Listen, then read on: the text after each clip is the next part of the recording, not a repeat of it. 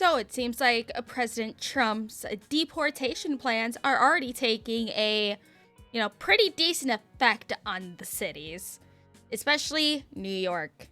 Because from what we have been hearing and what we will be seeing in this video, the streets of a pretty decent portion of New York City, and even certain, not suburbs, but, different areas of the state as well, are a lot quieter, a lot cleaner, even, since ICE is going in and rounding people up to ship back to their countries. They're all in hiding. And this man has made a very good video going over everything, and I wanted to share it with you guys. So I know, Lumi, you're not beating the VTuber React slop allegations here, but it's a good video, and I will be doing a pretty decent amount of yapping between, what he says. And from my own experiences, growing up in the fucking ghetto with a lot of illegals, I should say. But let's get started, everyone. We went to bodegas in Washington Heights, then came over here to the Bronx. Less money coming in, employees not showing up are some of the things that we heard. But for others, President Trump's immigration crackdown means bringing law and order. So with President Trump's immigration crackdowns underway, certain areas of town are a lot quieter than they used to be, with local store owners revealing a notable decrease in the amount of customers they're seeing, while saying some of their employees are scared they could be spotted by ICE and deported if they come to work. However, see, it's like, that is already very, very interesting because, okay, bodegas, we already know, are mostly, well, not just bodegas, but also like corner stores and everything. I'm sure everyone knows their local corner store. It's not really the most reputable place to shop at, but if you're in the ghetto and you have nowhere else to go and it's essentially a food desert with no grocery stores, that's where you're gonna go. But no customers, your employees are admitting that they're afraid to come into work because they don't want ICE to get them. That is a whole separate issue of its own because, one, why are you hiring people knowing they aren't legal and you're paying them under the table, probably slave labor wages? Because, okay, I don't know what the minimum wage in New York is, but where I used to live, the minimum wage was $7.25 an hour. And I can see people paying even less than that in the year of our Lord 2025. But I wonder if they have any justifications or if they're just pieces of shit. Oh well, let's continue, guys. New York is not the only city in America where immigration activity is creating ghost towns, and it certainly might not be the last. Promises made, promises kept, with President Trump taking immediate action on his top campaign focus, fighting illegal immigration. And as ICE closes in on migrants, once vibrant neighborhoods are now turning into ghost towns. Suslin Pichardo, who manages a Bronx bodega, says fewer undocumented workers are showing up for their shifts and significantly less foot traffic. She calls it the 2025 pandemic, but this time an immigration pandemic. There's a lot of criminals now. Again, from when I was a kid, and for those of you who watch my streams or watch the ArchCast, I think I mentioned it over here once, but I did my first job as a cashier at a grocery store, and I learned to absolutely despise people who use food stamps. I hate people that use food stamps because, they just use their food stamps for junk food. Or there was this one couple that would come in and use all of their food stamp money for chips, soda, and everything else that's just junk food. And they would go to the local corner store / bodega or whatever the fuck they were called around here, and they would just sell all of it for cash. On 50 cents to the dollar. Because they didn't care if they were, getting less than what they had on their cards. They just wanted the cash. And a good majority of the stuff that is in those corner stores are bought from people who use their food stamp cards to buy it from other stores. Because that's why most of them just have the little stickers on them that are like handwritten for the price, and they don't actually have any barcodes and everything that they use. I don't know. It's interesting. It was always something fascinated that I noticed as I got older. And also, I just hate people who waste their food stamps on stuff like that. But also a little bit on a tangent with that as well. RFK is trying to make sure that people can no longer buy junk food with their food stamp cards and would only have to buy fresh foods and everything. I will probably look into that a bit more and see just how legit it is when it's going to go into effect. Because it's going to put some of these bodegas at risk, honestly. Our streets is more safe. You can see, you can walk now. Yeah, they be afraid. They be calling me and asking, Frank, are they gonna come to the store? A lot of fear, says this man from Ecuador. It's the kind of fear humanitarians are pushing back on, especially those who wish to protect the sanctuary sentiment. But the reality is, 65% of Americans strongly support deporting immigrants convicted of violent crimes. Some bodega owners are looking to hire employees, in this case documented employees, because they need to keep moving the economy. Wow. Imagine hiring people who actually live in this country. I know it's so hard paying people the legal minimum wage. I know it's so hard hiring teenagers and stuff. But people who are citizens of the country will take these jobs, especially if they're desperate for work. Teenagers need to get their first job somewhere, and I'm sure a lot of them would rather work in a bodega or a corner store instead of McDonald's. I mean, I would have rather done that. But that's just me. I don't know. What would you guys rather do? Work fast food or work in a bodega?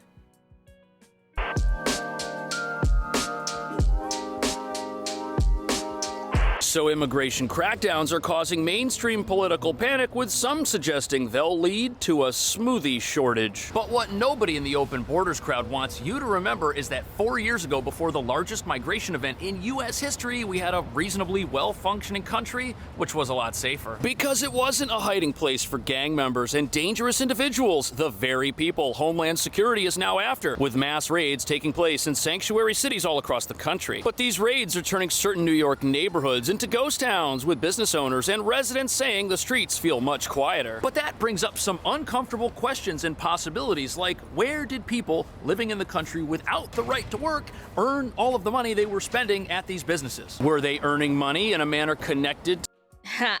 Yeah, legitimately earning money? No.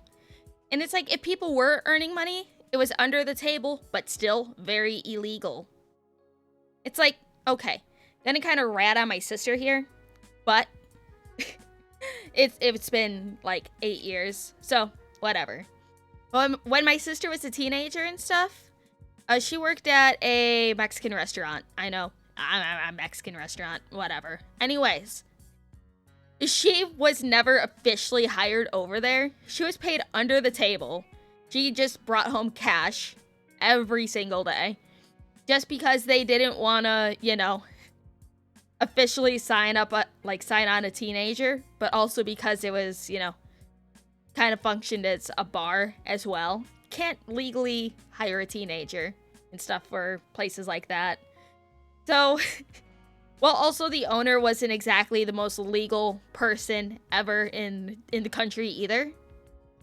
But, you know, that's, you know, a lot of Mexican restaurants that just kind of function out of little sheds or semi-dilapidated buildings, but still have good-ass food. But, you know, that's unfortunately the price you have to pay if you're not legal here, but still run a business. Somehow. I'm not going to question it too much because it was so long ago, and we've moved away from that city since. Oh well. Maybe I should look them up later. Who knows? to the criminal underground by committing crimes, shoplifting, reselling stolen goods, or worse. And those businesses by complaining to the news that immigration raids have scared away their employees, they've just admitted to illegally hiring and employing people who can't legally. Hold on. I need to rewind there for a second. Because, okay, do you see on all of these shelves here? There is not a single price tag anywhere on here. You can see it on the top of the bottles, specifically. Oh, which ones was it? Hold on. Selling stolen goods or worse. And those businesses. Here. Right here, at the top of the bottles is where they slap on the price tag for how much the drinks are gonna be. I have seen this with like damn near every single corner store that I went to when I was growing up. So it's like they've been doing this for quite some time. Granted, they've probably been doing it since before I was born. But also that could just be the ghetto, I guess. I don't know. I never ran one of these places. I never was employed in any of these places, so I'm not entirely sure how it functions. But if anyone of you guys have worked in a corner store or at a bodega, and you can tell me about your experiences, please do, because I am very curious. By complaining to the news that immigration raids have scared away their employees, they've just admitted to illegally hiring and employing people who can't legally work and may be in the country without permission. Which brings us to the real reason why certain parts of New York are turning into ghost towns by allowing over 400,000 people to live in this city without permission to be in the US. An entire economic system has been created which is illegal and exploits everyone who's part of it. In fact, I spoke to one restaurant worker who said their boss was hiring newly arrived asylum seekers off the books for far below minimum wage so they could save money. On top of that, if you walk down the streets of our working class neighborhoods, you'll see unlicensed street vendors all over the place, some of whom sell products that still have the price tags on them. Oh yeah. I seen these when I went to Washington, D.C. for 8th grade field trip, actually. There was like these dudes that were just sitting on the outside of like tourist attractions and everything. They were reselling hats. They were reselling a bunch of stuff at like stupid prices. But me, not knowing how economics works and what street vendors are, I bought one of those hats because I thought, oh, that's cool. This is a local No, I was an idiotic fucking kid. But it's like, I see this in Chicago whenever I go there. I see it in Seattle. I see it. Granted, not necessarily setting up the best examples because both of those are lefty fucking cities. You know what? Thinking about it, I don't think I've ever been to like a large city in a Republican state. Granted, it's. You know what? One of these days I need to travel to like a red state so I can compare the street vendors. I don't know. I think that'd be a fun little project. But I'm yapping. Let's continue. Them from the stores they were stolen from, which get handed to them in suitcases by a group of men, making you wonder if some of the people spreading out items on blankets are there by choice or not. But as you're about to see, even though immigration raids are putting an end to an illegal system of exploitation, predatory businesses and immigration advocates are very upset about it for some reason.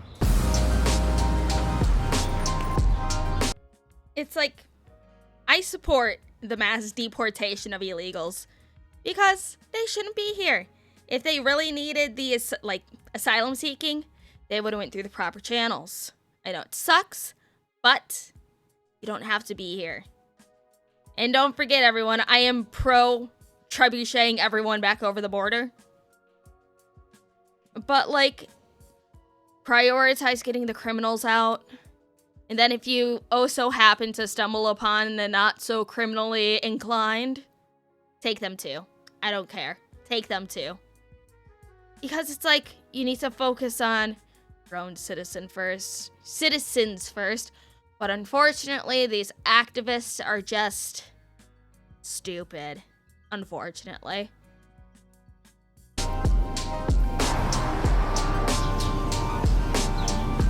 So here we have your local bodegas, convenience stores, coffee shops, and restaurants. And in some parts of New York, businesses like these now complain that they've got staffing problems and customer problems at the exact same time. And they say it's because of a prevailing sense of fear in immigrant communities over recent Homeland Security activity. But if what these businesses say is true, and both the customers and employees at some of these places aren't supposed to be here, who exactly is benefiting from a system that is in violation of federal immigration?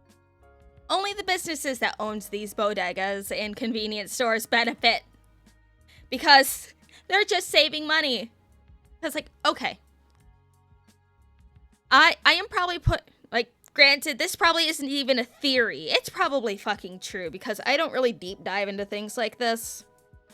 But I'm sure every single bodega, every single corner store that claims to be mom and pop, family owned, is probably owned by a much larger business and posing as a mom and pop shop. One, it gets people to be like, oh, we gotta support you guys. And then they just hire illegals to save a pretty decent chunk of change. Because it's like, there's this other corner store that I used to live by that they would take EBT and let people buy alcohol, let people buy cigarettes. Heck, there was a gas station that let people buy gasoline using EBT because they would process the checkout items as food items. And it's like, I don't get how these places haven't been shut down. It's a poorly kept secret, but somehow these places are still running. I don't get it. Law. We went to bodegas in Washington Heights. They then came over here to the Bronx. Less money coming in. Employees not showing up are some of the things that we heard. But for Johan Mencias, ICE raids are already making a positive impact in our neighborhoods. I know there's a lot of good people too, and I feel bad for them, but it's got to be done. We got to clean up. I got two daughters. One of my daughters. Wow, so as it turns out, the residents of this neighborhood do not benefit from businesses who break the law and hire people who aren't supposed to be in the country. And they're saying their neighborhoods now feel a lot safer because of these recent immigration crackdowns. But even though residents seem to be happy now, local businesses that were hiring these folks are not. But the crazy thing about that is by hiring people who don't have a right to work and paying them less than fair wages, those workers are being exploited, and so is the local neighborhood, which now has less jobs available for its residents. And how do we know that these businesses hiring people with no legal right to be in the country aren't holding that status over them or using it to coerce them to come into work in the first place? Possibly. Oh yeah, I can see that for sure. It's like, okay, imagine a business hires 13 illegal immigrants, gives them a job, gives them basically slave wages. And it's like, I will keep you secure at this job. You will continue to get paid weekly. But if you complain, if you do anything, I will call ICE on you. I can see that being a legitimate threat some of these people would make against these people. Because at this point, it is essentially having slaves. I'm sorry, but it is. Hardly making enough money to get by. Probably getting blackmailed by these businesses. Be like, oh, you better keep working here or I will call ICE on you. I don't know. Is it just me thinking that? Because especially with all these leftists saying, oh, who's going to clean your toilets if all these people are deported? Who's going to pick all of the fruits and stuff for the restaurants? Who's going to do these jobs that we don't want to do? It's like, dude, you sound more racist than the people on the right. You sound more racist than the neo-Nazis that I used to know when I was a kid.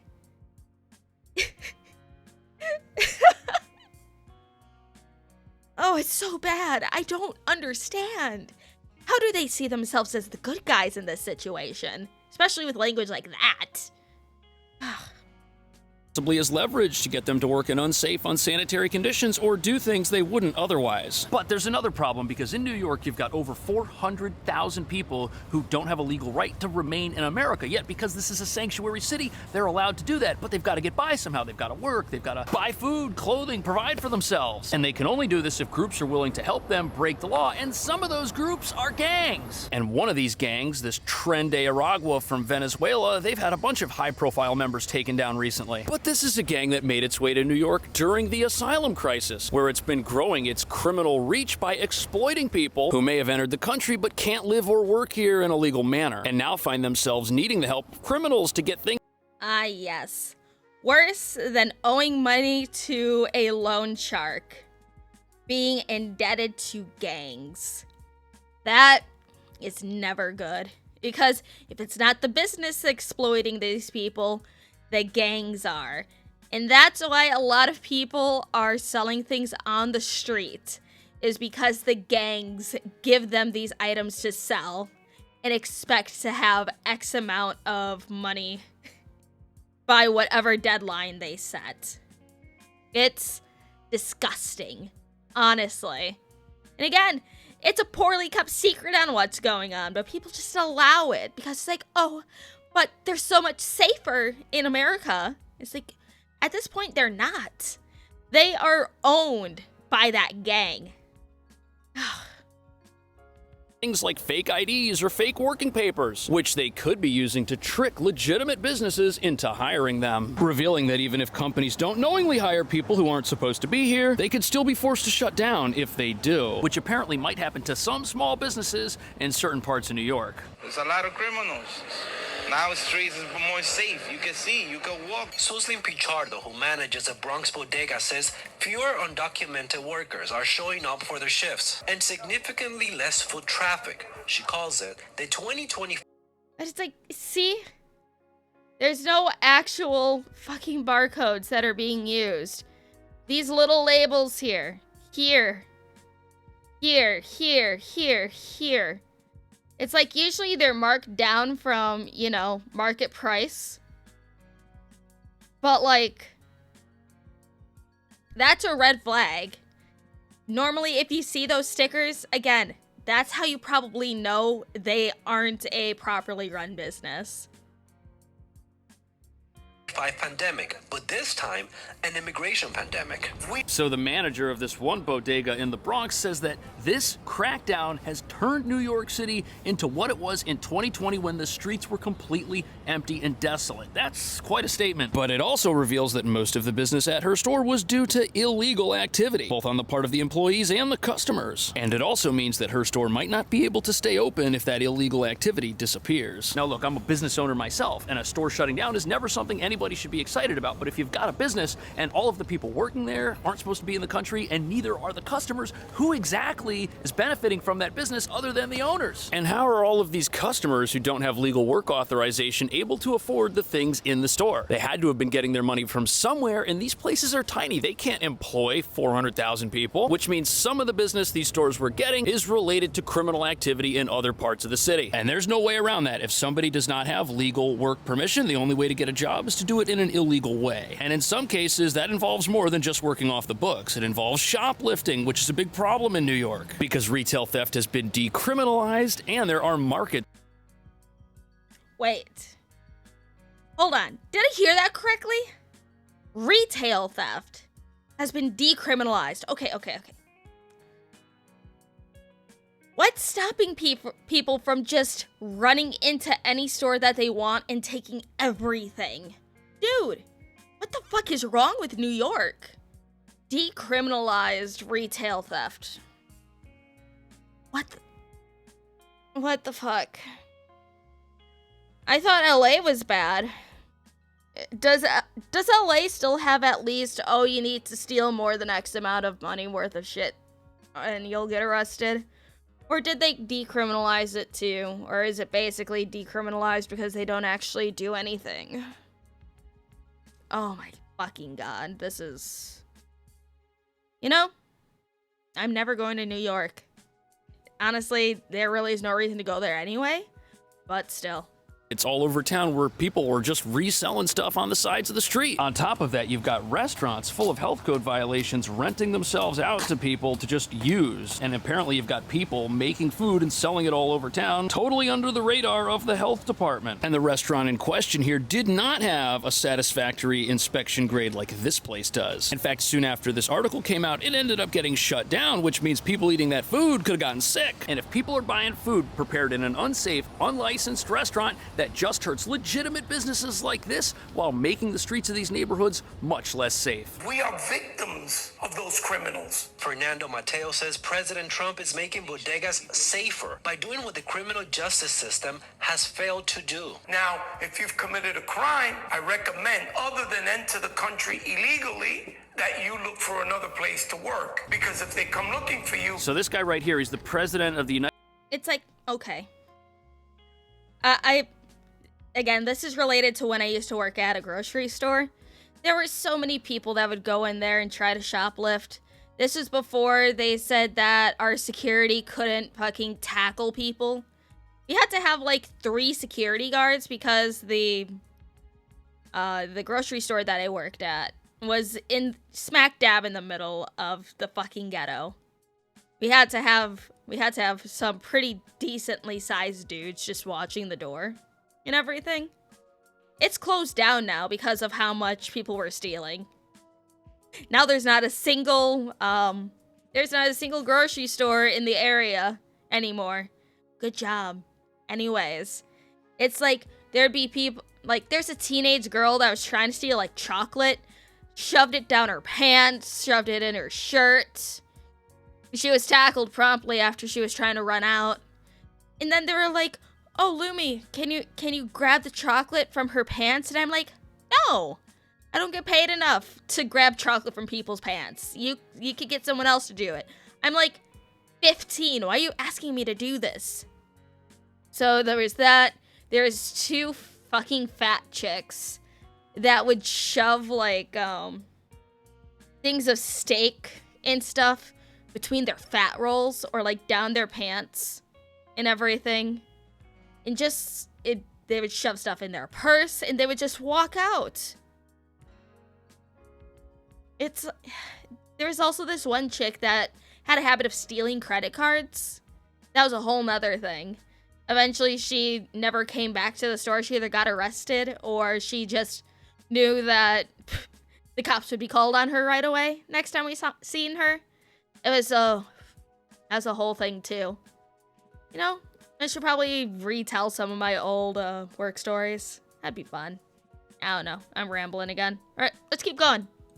United Bodega Workers of America, and every time something happens in New York that's controversial involving a bodega, he's there to stick up for these people every time they get robbed, every time they get raided, every time criminals enter their stores and assault workers. And he says the stores he represents are victims of crime committed by people who aren't supposed to be here. And that's the problem that sanctuary cities have. They're okay with criminal activity as long as it's federal, but they don't seem to understand that by allowing one type of crime, they expose themselves to other types as well. And residents of the Bronx and Washington Heights can attest to this. They're out there saying that their streets were dangerous, all because illegal activity allowed and empowered a criminal element to dig in its heels and take over. And empowering criminals hurts the law-abiding in ways that are less obvious but are very real for the people affected by them. And if jobs are being given away to people so businesses can break the law and save money, that's something we need to talk about, because it means that these businesses are taking job opportunities away from people who have to obtain them in a by-the-books manner. Some bodega owners are looking to hire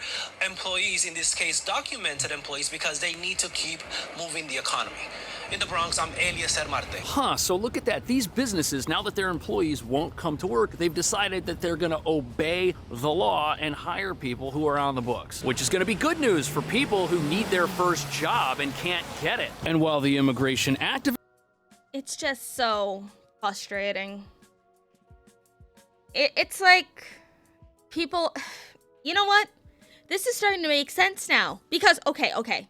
You know how people always complain that there are always job openings? There's always stuff online saying that these places are looking for people to work, looking for employees, looking for this, looking for that.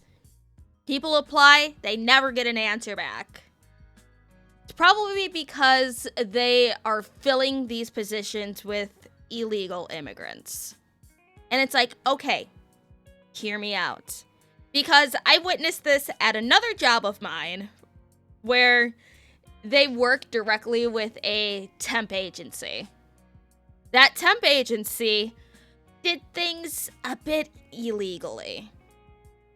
They had a history, a habit, which I don't know how they didn't get shut down, on where they brought in illegal immigrants and found them jobs while, like, you know, I don't know how temp agencies pay out their people. I don't know if the hours get logged in through the temp agency and then the money is, like, you know, put through them or what. But somehow, like, the guys that I worked with, sweetest guys ever. But they weren't legal. But they were somehow able to work there for years until the workplace was like, okay, we're no longer working with this temp agency. All of these people are fired. Which it's like, what changed? What did you hear? That suddenly you're getting rid of all of these employees. And it wasn't just like 2 or 3 of them. It was like 14 employees that were just gone with a week's notice. I want to know what happened, but unfortunately, I was not high up, so I could know these things. We just heard that it was going to happen. And then a lot of the, like, and the other guys that are here legally do have documentation, quit alongside them because they were all friends and they knew each other very well. So it's like, something's going on. And this was recent. This was like in the last year that this happened. I don't know. I really don't know. Activist crowd is out there protesting these raids as being cruel and unnecessary. These very same activists never protested businesses who exploited their workers at the expense of the law-abiding who they wouldn't hire. However, the open borders crowd is very upset about this, and they've got no intention of staying quiet about it, even though it benefits the very people trying to make it in America, immigrants, who they claim they're advocating for. Which, yeah, I agree. Why don't people protest, like, again, the literal slave wages that these people are getting? Because you would think it's like, oh, they're people too. You need to pay them a fair wage. No, they just care that they're here. They don't care that they're making next to nothing. And also, like, you know, what conditions they're here under as well. Especially with all the gang activity. It's like, okay, you could probably show these people exactly what goes on in these people's lives, who they owe money to, who they're indebted to, and they'd still probably say, oh, but they're just trying to make it. No. It's like, I don't know if it's willful ignorance or if they're just retarded. I don't know.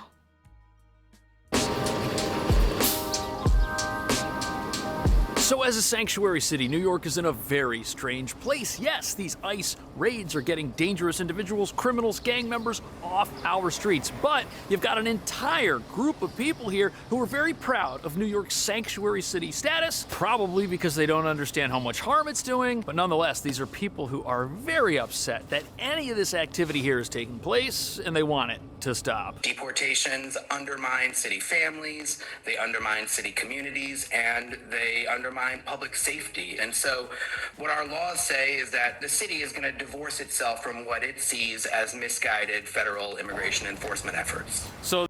Okay, this is one thing that I've noticed with a lot of these very loud activists in terms of, like, they look well off. They look like they went to college. They look like they have never been, like, you know, struggling for a meal on a day-to-day basis. The trend that I've been noticing is that the people who are very pro-immigration, pro-open borders are rich. They are in gated communities. They are in neighborhoods that they do not have to worry about the criminal activity that is going on in these lower income cities. Heck, even just the lower income neighborhoods themselves. Because it's like, every time we see a building getting closed down, a school that's closed down, anything that gets closed down is always in poorer neighborhoods. It is never in these rich-ass neighborhoods. It's like, I'm sure they would change their tune if they closed down the country club, closed down their gyms, closed down whatever, to put these immigrants in. Let these immigrants stay right in front of your house. Let them sit in front of the stores that you shop at. Will you keep that attitude up? Let the gangs function in your neighborhoods. I want to see if they keep their tune, because I fucking doubt they would. Well, this professor on the news describing this viewpoint of sanctuary city protections, maybe he holds it himself, maybe he doesn't, but the fact of the matter is, it's the working class neighborhoods that are experiencing most of the crime related to all of what we're talking about today. And none of the gang activity plaguing the Bronx or Washington Heights is present in places like Cobble Hill or the West Village. And these raids and crackdowns are something that people who live in these neighborhoods are very happy about. And while activists are out there talking about how terrible these raids are, none of the people who live in these neighborhoods are listening to them. And some of the people taken down in these raids are extremely dangerous. They've been caught trying to buy military-grade assault weapons. And this gang activity is certainly not a mystery to New York's leaders. They know that a lot of gang-related activity is taking place in shelters like the Randall's Island facility that is in the process of being shut down. You'll find wanted posters outside, and the city knows there are gang members living in these places, taking them over, co-opting them. But because this is a sanctuary city with a right to shelter, the city has plans right now to open a new 2,200 person shelter in the Bronx while all of this immigration related activity is taking place in that very same neighborhood. I hate the concept of sanctuary cities. It's like, okay, I think if you want to be a sanctuary city, go ahead. But that means you should be walled off. You should be walled off. And any immigrants that go in, stay locked in. But that's just me. It's like, okay, if they built the border for Mexico, but also build a wall around the sanctuary cities. Because no one outside of those sanctuary cities wants it. Heck, the people who live in those sanctuary cities don't even fucking want it. It just... I don't know. It's a mess. It's a mess that's gonna take a long time to fix.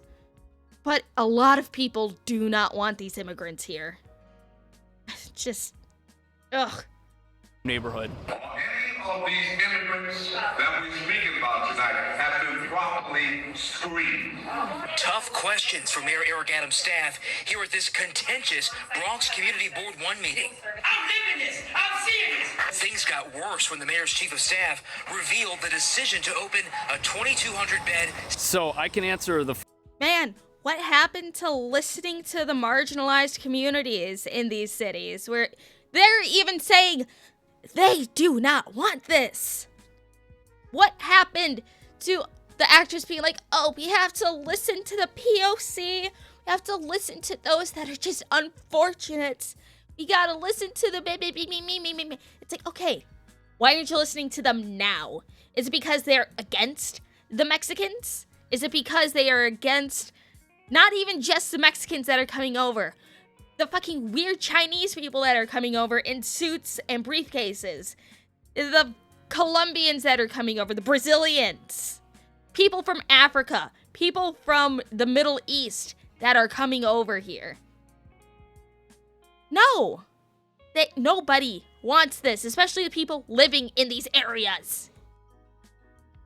First guy's question, it's a no. Nobody gets screened at all. The city's not doing background checks before it moves people into its shelters. That's how you've got gang members living down the hall in some cases from families with little kids. And since we're a sanctuary city with a right to shelter, that automatically means that nobody can be denied that right regardless of past or current criminal activity. That's how these dangerous gangs were able to make their way into these shelters in the first place. Nobody checked to see if they were thugs. And after this place opens, because this is a sanctuary city, the police will not be allowed inside it to keep it safe and make sure there aren't gang members operating openly with weapons. But by It's like, okay, even if you want to do this whole, oh, we gotta give all of them shelter, separate the women and the children from the men. It's like, I know women can be criminals too. These little fucking kids can also be criminals because a lot of them use children to steal because no one suspects the kids. But at least separate them from the known gang members, please. It's not that hard. Ugh.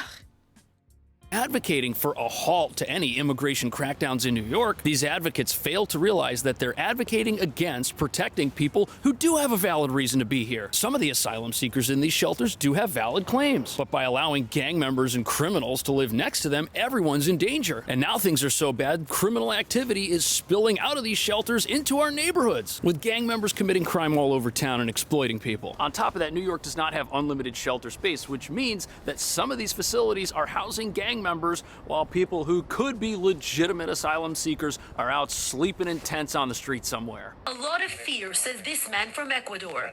It's the kind of fear humanitarians are pushing back on, especially those who wish to protect the sanctuary sentiment. We've been dealing with hysteria of mass deportation, of people feeling that any local law enforcement... So this guy from Ecuador who partially showed his face on the news, is he here legally? Because if he is, he's got nothing to worry about. But if he thinks he's not here legally, he probably isn't, and he could be at risk for getting deported. But even though we've got advocates that are scaring people with this thought of mass deportations, when Trump took office, ICE only had around 6,000 agents who could even act in a deportation capacity. The resources simply are not there to deport millions of people from America. And even though ICE is now allowed to enter sensitive areas like schools, hospitals, churches, that's not what's happening. Federal agents are not camped up outside of an elementary school. Instead, the reason ghost towns are popping up in this city is because of targeted removals of people who are dangerous and also have orders of removal from this country, and are here profiting at the expense of the law-abiding. What do you think about that? It's like, okay, this is one thing that I seen the left do a lot of fear-mongering on, is like, oh, ICE can go into schools now. ICE can go into churches. They're not going to be storming classrooms to drag children out. No, what they would do if they need to get the children is just call them down to the office as if they're getting picked up for a doctor's appointment. It's like, I know, I've been seeing so many videos of teachers being like, oh, if an ICE agent tries to get my students, I'll fight back. It's like, no, you can't do that because, you know, not abiding by the law of a federal agent is a federal offense. You will get thrown in jail for a very long time if you do that. But it's one of those fuck around and find out type of things, isn't it? Are these raids in New York City having a positive effect on neighborhoods that were previously taken over by criminals? Are people in the country unlawfully forced to subject themselves to the criminal underworld in some fashion to get by? And does that empower and embolden people who put all of us in danger? Let me know. Thanks for watching. I'll see you in the next video. Now, Cash Jordan does do really good videos. I should react to some of his other stuff if you guys are interested. But I would love to hear what you guys think in the comments as well with everything. It's like, I know everyone has different opinions. Everyone has their own takes with this. Some people have direct, experiences with stuff like this as well. So I would like to see a discussion start down below. And I will answer as many as I can, put down my own inputs. And if there's anything specific that you want me to, give my opinion on, any React stuff, feel free to either link it to me in my Discord or on Twitter, and I will definitely get around to it. But thank you for joining, everybody. I really appreciate it as always. And I will see you guys for the next one. Good night, everybody. Love you.